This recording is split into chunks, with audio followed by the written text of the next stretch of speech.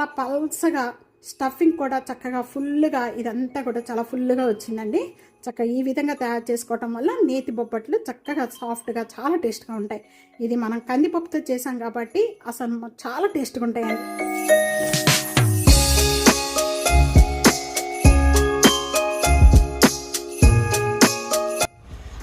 అందరికీ నమస్తే. Welcome to Tiana's kitchen Telugu. అంటే కొత్త సంవత్సరం ఉగాది శుభాకాంక్షలు. ఉగాది సందర్భంగా ఈ రోజు నేను బొబ్బట్లు తయారు చేసే విధానం షేర్ చేయబోతున్నాను. ఈ బొబ్బట్లు కూడా కర్ణాటక స్పెషల్ బొబ్బట్లు అండి.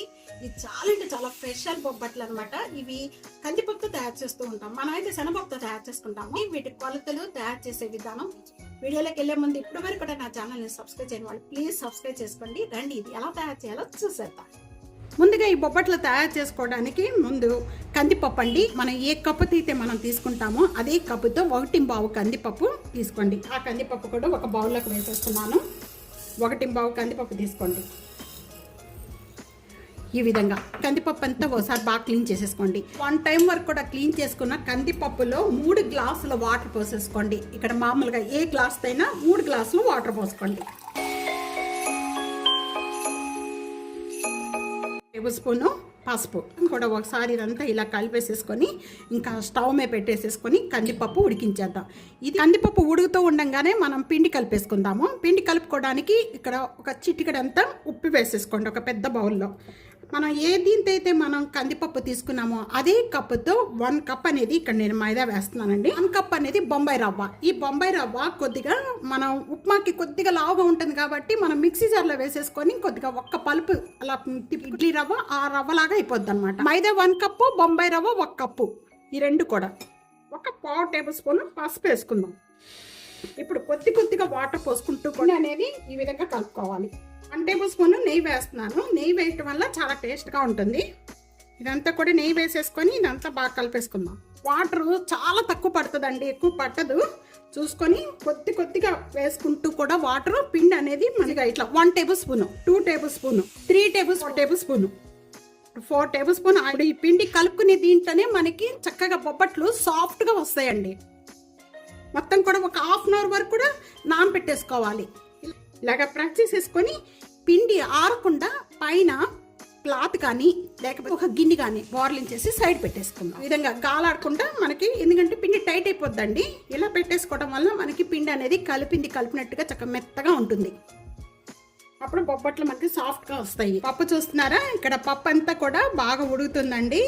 ఈ ఉడుకుతున్నప్పుడు మనకి ఈ విధంగా పైనంతా కూడా ఇలా నురుగులాగా వస్తుంది. ఈ నురుగంతా కూడా మనకి సపరేట్ చేసేసుకోండి. ఇదంతా తీసేసేయండి. ఇలాగా తీసేసుకుంటే మంచిది.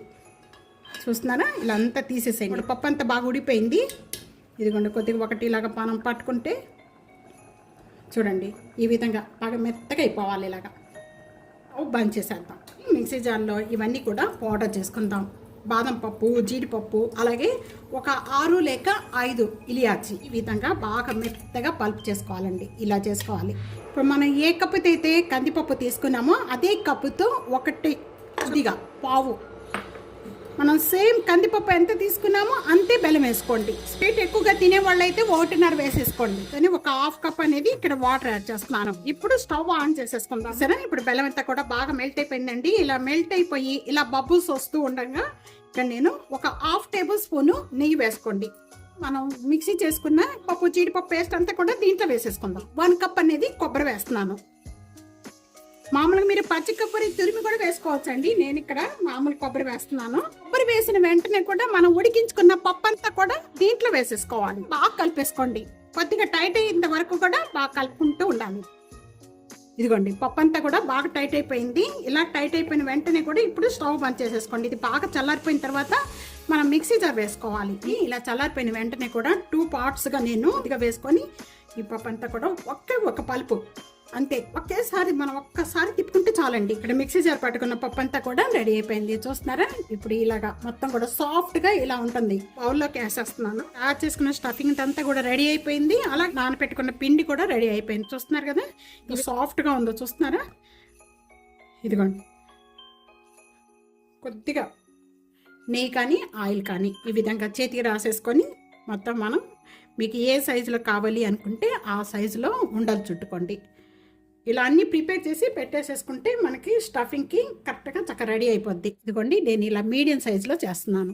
ఇలా మొత్తం కూడా అన్నీ ప్రిపేర్ చేసేసుకోండి.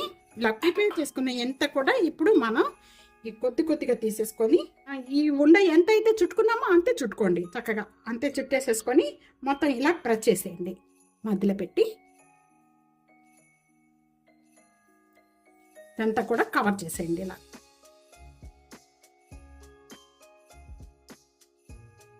కవర్ చేసేసుకొని ఈ విధంగా అన్నీ ఇలాగ చేసి పక్కన పెట్టేసుకుంటే ప్రిపేర్ చేసుకున్న వాటిని ఇప్పుడు మనం ఈ విధంగా సైడ్ పెట్టేద్దాము. ఇప్పుడు చూస్తున్నారు కదా, ఇక్కడ మనకి కవర్లు వస్తూ ఉంటాయండి. ఇలాగా ఇవి లేకపోయినా కూడా పర్వాలేదు.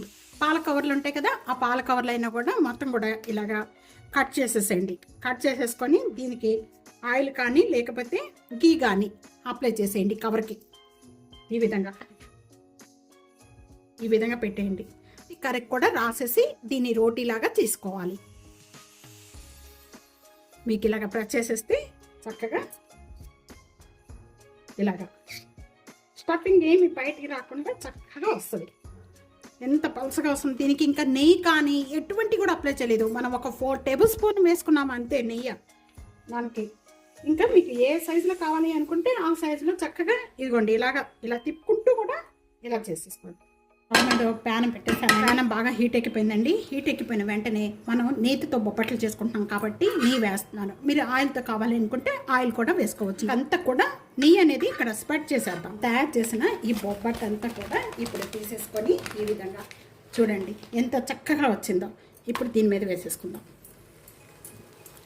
ఇప్పుడు మీడియం ఫ్లేమ్లో పెట్టి 1 సైడ్ మంచి గోల్డెన్ కలర్ వచ్చిన వెంటనే మళ్ళీ టర్నింగ్ తిప్పుకొని మంచిగా కలర్ వచ్చేంత వరకు కూడా వేయించుకున్నారంటే చక్కగా బొబ్బట్టు సాఫ్ట్గా చాలా టేస్ట్గా చక్కగా ఉంటుందండి. బొబ్బట్లు అలా తయారైపోతాయి మీకు. కానీ కొద్దిగా నెయ్యి అనేది మళ్ళీ ఇలా పైన కొద్దిగా ఇలా అప్లై చేసుకోండి. మనం ఇప్పుడు టర్నింగ్ తిప్పేసుకుందాం. ఇలా అప్లై చేసేసేసి మళ్ళీ రెండో వైపు కూడా ఇలా టర్నింగ్ తిప్పుతున్నాను. చూస్తున్నారా, 2 సైడ్లు కూడా చక్కగా వేగిపోయింది. ఇలా వేగిపోతే చాలు. చూసారా ఎంత కలర్, చూసారా ఇలా వేయించుకోవాలి. మనం ఎప్పుడు ఒకే విధంగా కాకుండా బొబ్బట్లు ఈసారి ఉగాదికి ఈ విధంగా తప్పకుండా ట్రై చేయండి. చాలా అంటే చాలా టేస్ట్గా ఉంటాయి. ఒక్కసారి ఈ విధంగా తప్పకుండా ట్రై చేసి ఈ రెసిపీ మీకు ఎలా ఉందనేది నాకు కామెంట్స్లో తెలియచేయండి. వీడియో 4 షేర్ చేయండి, కామెంట్ చేయండి. టియానోస్ కిచెన్ సబ్స్క్రైబ్ చేసుకోవడం అస్సలు మర్చిపోదు friends. Thank you for watching. Next వీడియోలో మళ్ళీ కలుద్దాం. అంతవరకు సెలవు. బాయ్.